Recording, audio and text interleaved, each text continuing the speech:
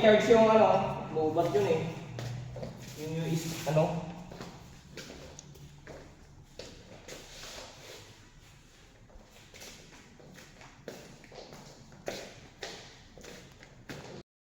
Good morning guys! Eto na.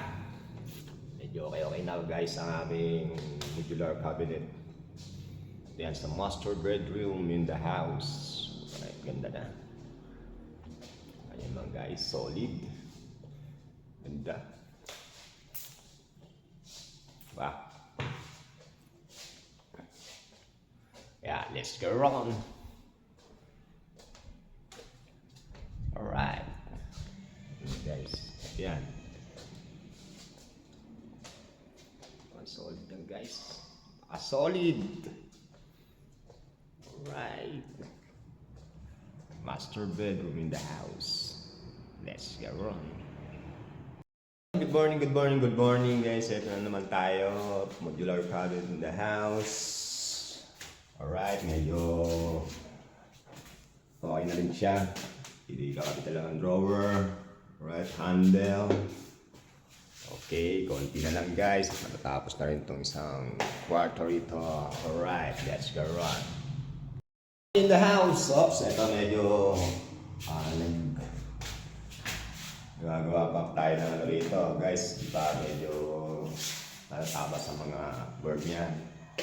Alright, let's go. Tayo sa kabila. Yun, ito ang isa pang dito sa banyo naman, sir. Alright, konti na yan. Medyo hindi pa tapos guys. Okay, medyo wala pa naman tayong plans dito at ginagawa pa ang details nito sa mga cabinet. Alright, medyo okay rin yung water dito guys. Let's go. Peace and heart.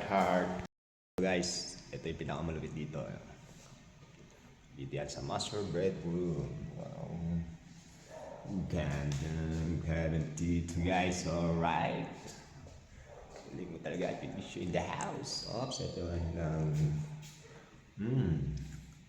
banyo simulan. Ito ang pinaka-kwarto na rito guys. Medyo malawak.